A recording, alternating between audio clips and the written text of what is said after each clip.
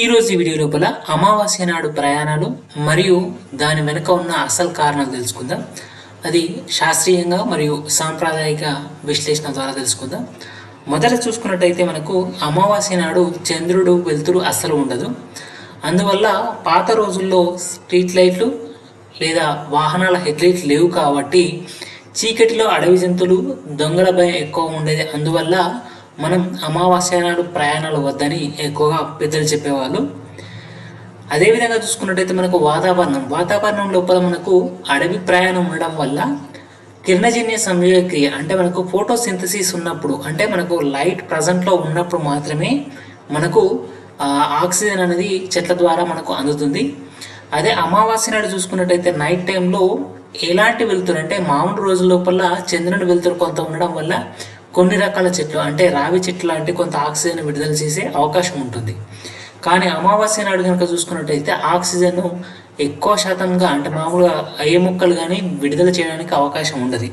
అందువల్ల అమావాస్య నాడు చీకట్లో ప్రయాణం వల్ల ఒకటి, నెక్స్ట్ ఆక్సిజన్ తక్కువగా ఉండడం కూడా అంటే ఆ వాతావరణంలో ఆక్సిజన్ తక్కువ ఉండడం వల్ల కూడా ఇబ్బందులు కలిగే అవకాశం ఉంటుంది.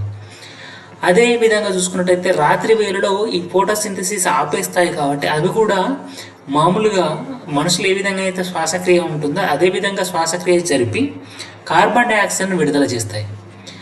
ఈ కార్బన్ డైఆక్సైడ్ పూర్వం లోపల ప్రయాణికులు చెట్ల కింద విశ్రాంతి తీసుకునే వాళ్ళు ఈ కార్బన్ డైఆక్సైడ్ను పీల్చడం ద్వారా శ్వాస ఇబ్బందులు, తల తిరగడం ఇలాంటివి జరిగే అవకాశాలు ఉంటాయి. కాబట్టి ఆ రాత్రి వేళలో అమావాస్య రాత్రి వేళలో ప్రయాణం వద్దని చెప్పేవారు.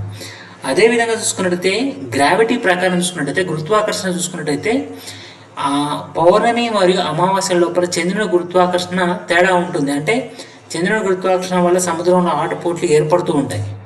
అదేవిధంగా మనుషుల మెదడులో కూడా నీటి శాతం ఎక్కువ ఉండడం వల్ల అమావాస్య నాడు మనుషులు ఎవరైతే వాటి యొక్క మనసులో ఉన్న మెదడు కానీ మనసు కానీ చంచలంగా ఉంటుంది. అంటే వాళ్ళ యొక్క బిహేవియర్ అనేది డిఫరెంట్గా ఉండే ఛాన్సెస్ ఉంటుంది. అందువల్ల ఏకాగ్రత తగ్గి ప్రయాణాల లోపల ఏదైనా ప్రమాదాలు జరిగే అవకాశం ఉంటుంది. కాబట్టి ఈ అమావాస్య నాడు మనం ఎక్కువగా ప్రయాణాలని వద్దనుకునేవాళ్ళం. అదేవిధంగా సాంప్రదాయకంగా అంటే ట్రెడిషనల్ వైజ్గా చూసుకున్నట్టయితే పితృకార్యాలు మరియు విశ్రాంతి అంటే మనం చూసుకున్నట్టయితే అమావాస్య నాడు పితృదేవతలకు కేటాయించిన రోజు. అంటే మనం అమావాస్య నాడు పితృదేవతలకు సంబంధించిన పూజ చేసుకోవాలి. అదేవిధంగా అమావాస్య నాడు విశ్రాంతి ఏవైతే వ్యవసాయానికి నెక్స్ట్ ప్రయాణానికి ఉపయోగించే ఎద్దుల్ని ఆ రోజు విశ్రాంతి ఇస్తారంటే అమావాస్య నాడు ఎద్దును కూడా కట్టరు. అంటే మనుషులకు మరియు జంతువులకు విశ్రాంతి అవసరం.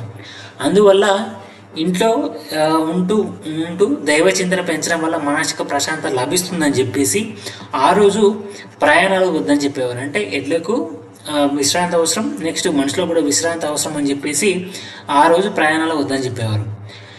మొత్తం మీద కనుక చూసుకున్నట్టయితే అమావాస్య నాడు ప్రయాణం వద్దనడం వెనకాల మూఢనమ్మకం మాత్రమే కాదు, నెక్స్ట్ దానిలో సైంటిఫిక్గా చూసుకున్నట్టయితే వెలుతురు లేకపోవడం, ఆక్సిజన్ కానీ, నెక్స్ట్ ఈ చంద్రునికి భూమికి మధ్య గల ఆకర్షణ బలాల వల్ల మెదడు లోపల కొంత వాటర్ ఉండడం వల్ల వాటికి కూడా గ్రావిటేషన్ బేస్ తీసుకునే గురుత్వాకర్షణ బలం వల్ల మానసిక స్థిరత ఉండకపోవడం వల్ల ఆ రోజు ప్రయాణాలు వద్దని చెప్పేవారు.